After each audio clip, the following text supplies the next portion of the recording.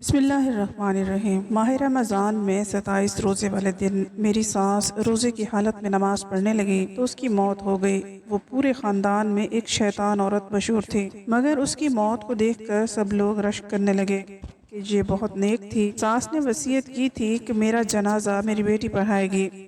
جنازہ پڑھا کر بیٹی نے ماں کے چہرے سے کفن ہٹایا تو اس کا دل پھٹ گیا، کیونکہ شادی ہو کر جب میں سسرال آئی تو سبھی نے میرے ناز نخرے اٹھائے تھے۔ میرے سسرال میں جوائنٹ فیملی سسٹم تھا، میں سب سے چھوٹی بہو تھی۔ میرے شوہر عمران اپنے گھر میں سب سے چھوٹے تھے، بڑے چاروں بھائی شادی شدہ تھے۔ ان چاروں بھائیوں کی ایک ہی بہن تھی اور وہ عمر میں ان سب سے بڑی تھی۔ عمران نے مجھے پہلے دن ہی بات سمجھا دی تھی کہ مجھے ان کی بڑی بہن کی عزت بھی ویسے ہی کرنی ہے جیسے ان کی والدہ کی کرنی ہے۔ بڑی بہن غیر شادی شدہ ہے اور شادی نہیں کرنا چاہتی، اس لیے ہمیشہ ہمارے ساتھ ہی رہے گی۔ میرے سسر حیات نہیں تھے، سب بھائی ایک ہی گھر میں رہتے تھے۔ میری سب جیٹھانیاں بھی بڑی نند کو آپا کہتی تھیں، مگر مجھے اپنی نند کچھ عجیب سی لگی تھی۔ وہ پورا دن اپنے کمرے میں بند رہتی تھی اور جب وہ اپنے کمرے میں ہوتی کسی کو بھی ان کے کمرے میں جانے کی اجازت نہیں تھی۔ وہ بس کھانے کے وقت ہی باہر آتی، کھانا کھا کر کمرے میں چلی جاتی۔ گھر کا ہر معاملہ آپا ہی طے کرتی تھی، میری ساس کو کوئی پوچھتا بھی نہیں تھا۔ کاروبار میں بھی کوئی لین دین کی بات آتی تو نند سے مشورہ کیا جاتا۔ مجھے یہ بات کچھ عجیب سی لگی تھی۔ ویسے تو عمران مزاج کے بہت اچھے تھے، لیکن چاروں بھائی بہن کے خلاف ایک لفظ نہیں سنتے تھے۔ کہتے تھے وہ اللہ کی نیک بندی ہے، وہ کسی غیر مرد کے سامنے نہیں آتی تھی، چادر کے بنا میں نے اسے دیکھا نہیں تھا۔ لیکن جو باتیں میرے سامنے آہستہ آہستہ کھلنے لگی وہ مجھے کچھ تشویش میں ڈالنے لگی تھی۔ جب بھی میری نند کھانے کے لیے کمرے سے باہر جاتی، چاروں بھائی اور ان کی بیوی احتراماً کھڑے ہو جاتے۔ مجھے اپنی ساس کے لیے عجیب سا محسوس ہوتا تھا، کیونکہ ان کی کوئی بھی عزت نہیں کرتا تھا۔ ایک بار میں نے سب بھائیوں کو ایک ایسا کام کرتے دیکھا کہ میں حیران سی رہ گئی۔ میں نے دوسرے دن اپنی جیٹھانی سے پوچھا کہ ہمارے گھر کے مرد اپنی ماں سے زیادہ آپا جی کو اتنی اہمیت کیوں دیتے ہیں، حالانکہ وہ ماں ہے، بہن سے زیادہ حسن سلوک اور فرمانبرداری کا حق رکھتی ہیں۔ میری بات سن کر جیٹھانی نے گھبرا کر مجھے چپ رہنے کا اشارہ کیا اور کہنے لگی، آہستہ بولو، اگر یہ بات کسی مرد نے سن لی تو تمہاری خیر نہیں ہے۔ میں حیرت سے اپنی جیٹھانی کا منہ تکنے لگی۔ میں نے ایک عام نوعیت کی بات کی تھی، مگر جیٹھانی کا رد عمل ایسے تھا جیسے کہ میں نے کوئی غلط بات کہہ دی ہو۔ میں چپ سی ہو گئی۔ عمران میرا بہت خیال رکھتے تھے۔ ایک دن میں نے ان سے ذکر کیا کہ آپ ماں سے زیادہ بہن کو اہمیت کیوں دیتے ہو؟ میری بات سن کر عمران کا چہرہ سرخ ہونے لگا۔ وہ مجھے قہر بھری نظروں سے دیکھنے لگے، کہنے لگے، میری بہن کے بارے میں ایک لفظ بھی مت کہنا، وہ بہت نیک اور پارسا ہے، وہ جتنی قابل عزت ہے ہم اس کا اتنا احترام نہیں کر پا رہے۔ مجھے عمران کا غصہ دیکھ کر سمجھ آ گئی تھی کہ جیٹھانی نے مجھے کیوں منع کیا تھا۔ ایک روز سب بھائیوں نے کچھ رقم اپنی بہن کے سامنے رکھی، کہنے لگے کہ اپنے برکت والے ہاتھ اس پر رکھ دو، ہم نے یہ پیسہ کاروبار میں لگانا ہے، آپ کے ہاتھ سے برکت ہوگی، اگر ان پیسوں پر آپ کے ہاتھ لگ جائیں تو ہمیں بہت نفع ہوگا۔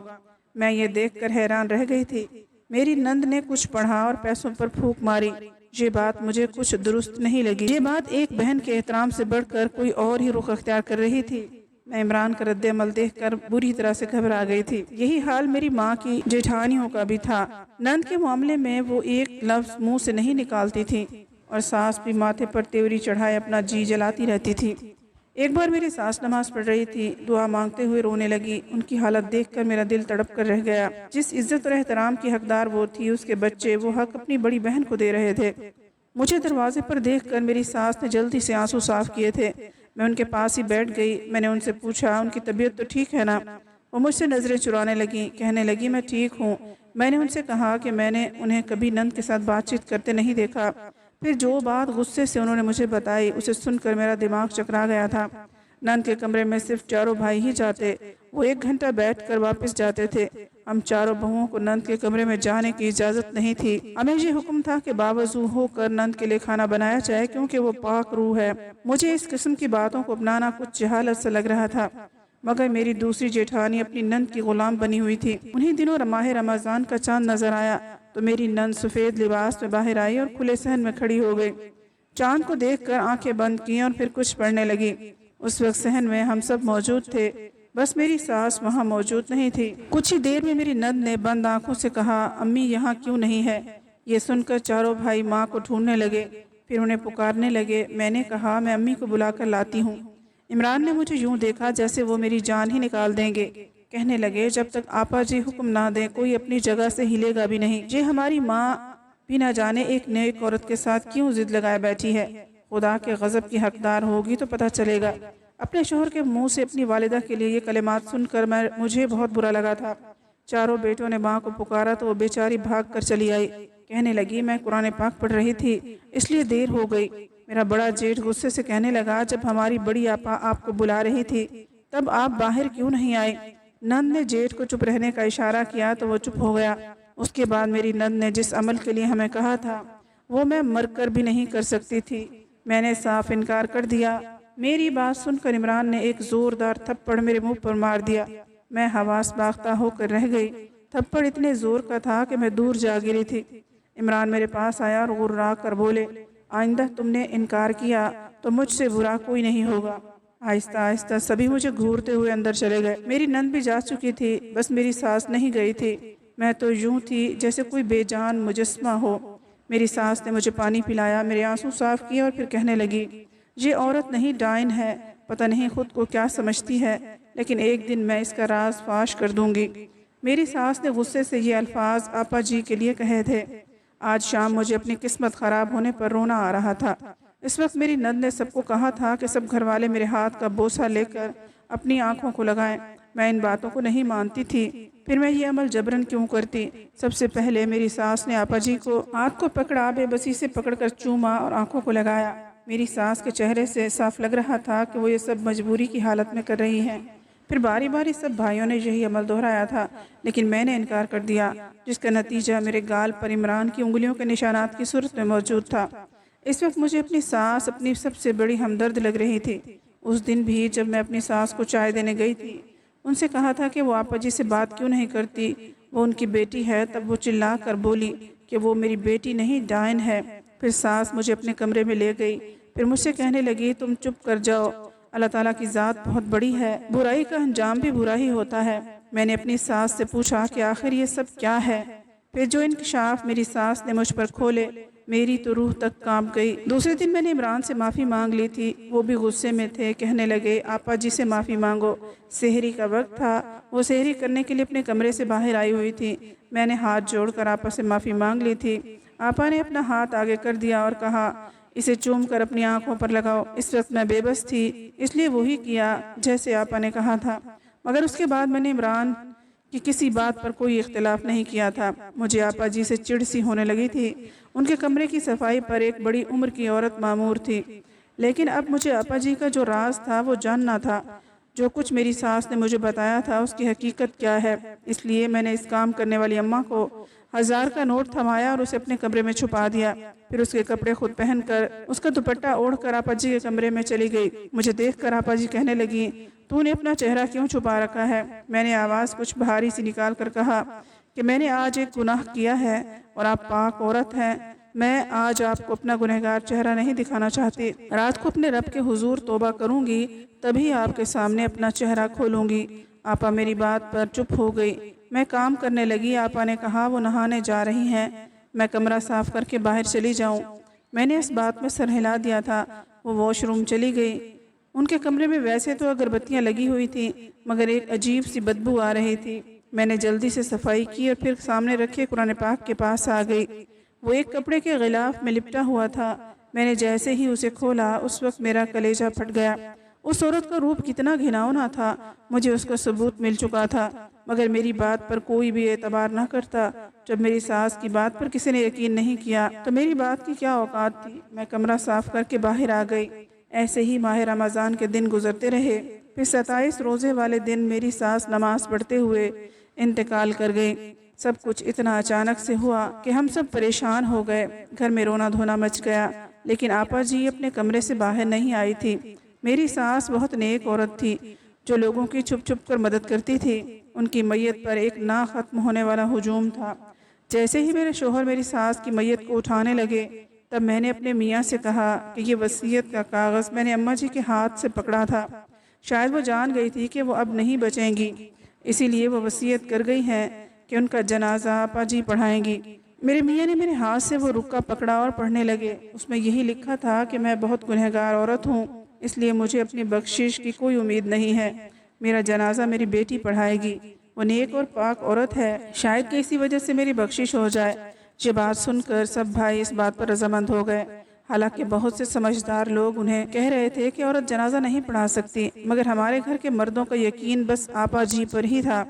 इसीलिए चारों भाई आपा जी के कमरे में चले गए, उन्हें अपनी वालिदा की वसीयत सुनाई, लेकिन आपा जी ने मना कर दिया कि वो जनाजा नहीं पढ़ाएंगी। मगर भाइयों ने उनकी मिन्नत समाजत की तो वो मान गई। वहाँ मौजूद लोगों के मुंह खुले के खुले रह गए थे। जिस दिन मुझे इमरान ने थप्पड़ मारा था, मेरी सास मुझे अपने कमरे में ले गई थी। फिर मुझसे कहने लगी, ये औरत मेरी बेटी नहीं है, असल में ये मेरे शौहर की पहली बीवी की बेटी है। जब मेरी सास की शादी हुई तब आपा 15 साल की थी। मेरे ससुर ने अपनी पहली बीवी को तलाक दे दी थी क्योंकि वो काले अमलियात करती थी और अपनी बेटी यानी आपा को भी सब सिखा चुकी थी। तलाक के बाद आपा की सगी माँ ये घर छोड़कर चली गई थी, मगर आपा को उसके वालिद ने यहीं रख लिया था। जब मेरी सास को आपा जी ने अपने वालिद के साथ खुश देखा तो वो उनसे नफरत करने लगी। उन्हें लगा मेरी सास ने ही उनकी माँ का घर बर्बाद किया है, इसलिए वो अपने वालिद के सामने तो मेरी सास को कुछ ना कहती, लेकिन उनके पीछे मेरी सास के साथ बुरा सलूक करती। और जब मेरी सास मेरे ससुर से कहती तो वो अपनी बेटी के खिलाफ कुछ सुनने को तैयार ही नहीं होते थे, क्योंकि वो उन पर कुछ गलत किस्म के मंत्र पढ़कर फूंक देती थी। मेरी सास की हैसियत इस घर में सिर्फ नौकरानी जितनी थी। जब मेरी सास के घर बेटा पैदा हुए, वो भी बाप की देखा देखी माँ की बजाय आपा जी को अहमियत देने लगे थे, क्योंकि आपा उनके सामने बहुत नेक बनती थी। मेरे ससुर अपने बेटों के सामने मेरी सास को गालियाँ देते, मारते और कहते, मेरी बेटी पर तुम गलत इल्ज़ाम लगाती हो, वो मेरी बेटी है, मेरा खून है, वो अपनी माँ की तरह नहीं हो सकती। उसे तो अपनी जादूगर माँ से नफरत थी, इसीलिए तो वो मेरे पास रुक गई थी। मेरी बेटी बहुत नेक और दीनदार है, तुम सौतेली माँ बनकर शैतानों वाले काम मत करो। इसी तरह मेरे ससुर अपनी बेटी के खिलाफ एक लफ्ज़ नहीं सुनते थे, और फिर सब बच्चों के कच्चे जहनों में भी ये बात बैठ गई थी। आपा उनको कहती रहती कि तुम्हारी माँ को तुमसे प्यार नहीं है, जैसे मुझे बुरा भला कहती है ऐसे ही तुम लोगों की भी मेरे बाप से बुराइयां करती है। सब भाइयों के जहनों में यही बात बैठ गई थी और वो अपनी माँ से नफरत करने लगे। जब मेरी सास ने देखा कि मेरा शौहर अपनी बेटी के बारे में सब कुछ सुनता नहीं है, तब वो चुप हो गई। जब आपा 22 साल की हुई तो मेरी सास ने ससुर से कहा, अब इसकी शादी कर देनी चाहिए।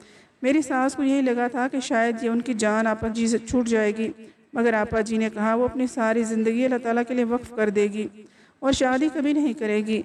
उनके वालिद ये सुनकर खुश हो गए और उसे आला मर्तबे पर बिठा दिया। अब तो सास ने बिल्कुल ही चुप साध ली थी। भाइयों के दिल में भी बहन की अहमियत बढ़ गई थी। सब कहते, देखो हमारी बहन अल्लाह से कितनी मोहब्बत करती है। वक्त के साथ साथ आपा जी के चर्चे आम होने लगे। भाइयों ने भी बाप की तरह आपा जी को अहम समझ लिया था, इसके खिलाफ एक लफ्ज़ नहीं सुनते थे। आपा जी का मकसद मेरी सास की ज़िंदगी को अजीरन बनाकर अपनी माँ का बदला लेना था। इसी चक्कर में वो अपनी ज़िंदगी भी बर्बाद कर चुकी थी। शादी नहीं की थी और अब खुद भी बुढ़ापे की दहलीज पर कदम रख चुकी थी। जब मेरी सास ने मुझे ये बताया तब मुझे अपने कानों पर यकीन नहीं आया था। इसलिए जब मैं आपा जी के कमरे में सफाई करने गई तो अपनी आंखों से देख लिया। कुरान पाक के खिलाफ में मौजूद कुरान पाक नहीं था, बल्कि किसी काले जादू की मंत्र वाली किताब थी जो पढ़ती थी। आपा ने सबको अपने काबू में कर रखा था, भाइयों को गुलाम बना रखा था। जैसे सारी ज़िंदगी मेरी सास पर रोब झाड़ती आई थी, वो तीनों आपा जी की मर्ज़ी के ख़िलाफ़ एक कदम भी नहीं चल सकते थे। मेरी सास आपा जी का राज फाश करना चाहती थी। जब मेरी सास का इंतकाल हो गया तो मैं बहुत रोई थी। मेरी एक यही तो हमदर्द थी। आज वो भी जा चुकी थी और अब आपा जी अपने असल चेहरे के साथ सब के सामने आ चुकी थी। और जब भी कुरान मजीद की सूरह पढ़ना चाहती तो वो उनके मुंह से मंत्र निकलते थे, क्योंकि उन्होंने सारी ज़िंदगी मंत्र ही पढ़े थे। ये सब देखकर चारों भाइयों ने के रंग उड़े नज़र आने लगे। लोगों की चहमगोइयाँ शुरू हो चुकी थीं। सभी आपा जी को नागवारी और पसंदीदगी से देख रहे थे, नागवारी और नापसंदीदगी से देख रहे थे। आपा जी को कुरान मजीद की कोई सूरत नहीं आती थी। वो सबके सामने काले जादू वाले मंत्र पढ़कर शर्मिंदा खड़ी थी। फिर उसी वक्त मेरी सास उठकर बैठ गई थी। असल में मेरी सास मरी नहीं थी, बल्कि ये सब प्लान था, हम दोनों ने मिलकर बनाया था ताकि आपा जी का चेहरा बेनकाब किया जा सके। मेरी सास को जिंदा देखकर वहाँ खड़े मजमे की चीखें बुलंद हो गईं। फिर मेरी सास ने आपा जी की सारी हकीकत सबको बताई। मेरे जेठ और मेरा शौहर शर्मिंदगी से अपनी नज़रें नहीं उठा पा रहे थे। आपा जी जल्दी से अपने कमरे में भाग गई थी। उनका राज फाश हो चुका था। सब भाई आपा के कमरे में चले गए थे। आपा अपनी माँ को फ़ोन पर सब बता रही थी। सबसे बड़े भाई ने कहा, आपा तुम अपना सामान पैक कर लो, अब तुम यहाँ नहीं रह सकती, बहुत हो गया। जिस माँ से फ़ोन पर बात कर रही हो उसी के पास चली जाओ। हमें अफसोस है, हमने तुम्हें इज़्ज़त के इस मर्तबे पर पहुँचा दिया जिसकी तुम हकदार नहीं थी। अगर तुम बाहर ना निकली तो हम लोग तुम्हें धक्के देकर इस घर से बाहर निकालेंगे। आपा जी कुछ नहीं बोली थी। आपा ने खामोशी से सामान पैक किया और चुपचाप जाने लगी तो बाहर सहन में आकर मेरी सास को देखने लगी, फिर हंसकर कहने लगी, तुमने मेरे साथ जो धोखा किया है, देखो मैं तुम्हारा क्या हाल कर दूंगी। इस खुली धमकी पर मेरे जेठ ने आपा जी के मुंह पर थप्पड़ रसीद किया। वो कहने लगा कि तुम हमें जितना बेवकूफ़ बना सकती थी बना चुकी हो, अब यहाँ से चली जाओ। हमने तुम्हारी वजह से अपनी सगी माँ के साथ बहुत नाइंसाफ़ी की है। अब अगर तुमने कुछ भी किया तो हम तुम्हें ज़िंदा नहीं छोड़ेंगे। बेहतर है तुम यहाँ से चली जाओ। अगर तुमने अपने नापाक इरादों से हमें या हमारी माँ को कुछ भी नुकसान पहुँचाना चाहा तो हम भी तुम्हारे साथ बहुत बुरा करेंगे। ये कहकर मेरे जेठ ने आपा जी को धक्के मार कर घर से बाहर निकाल दिया था। मैंने उन्हें कहा, आपने जो भी किया वो एक गुनाह ही था। किसी का नेक होना कभी भी हमें इस बात की तरगीब नहीं देता कि हम उसे ज़रूरत से ज़्यादा ही बुलंद मर्तबा दे दें, और जो नेक लोग होते हैं वो अपने मुंह से कभी इस बात का एतराफ़ नहीं करते, वो तो बस नेकी करके दरिया में डालते जाते हैं। आपा के जाने के बाद सब घर वालों ने मेरी सास से माफ़ी मांगी और मेरी सास ने उन्हें माफ़ भी कर दिया था। आज इतने सालों बाद इस घर में सब कुछ ठीक हो गया था। मेरी सास भी बहुत खुश है और वो अल्लाह ताला का शुक्र अदा करती है कि उसकी करम नवाजी से ये घर जन्नत बन गया है। उम्मीद है आपको हमारी आज की कहानी पसंद आई होगी। मज़ीद कहानियाँ सुनने के लिए चैनल को सब्सक्राइब कर लें। अगली कहानी तक इजाज़त दें। अल्लाह हाफिज़।